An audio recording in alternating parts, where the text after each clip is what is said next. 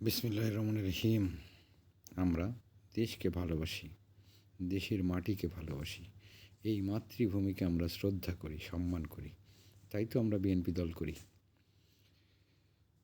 বিষয় হচ্ছে জামাতের আমির এত বড় বড় দাড়ি রাখছে, তার দাড়ি টানে ছেড়ে দেওয়ার দরকার না? কথাবার্তা শুনে ওর দাড়ি মনে হচ্ছে এইভাবে ধরে টানে ছেড়ে ফেলি।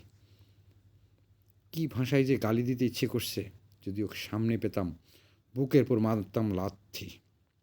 আমার খুব ইচ্ছা ওর বুকের পর একটা লাথি মারার। বুকের পর লাথি মারলে একটু শান্ত হতে পারতাম। ওর কথাবার্তা শুনলেই মাথায় রক্ত উঠে যায়।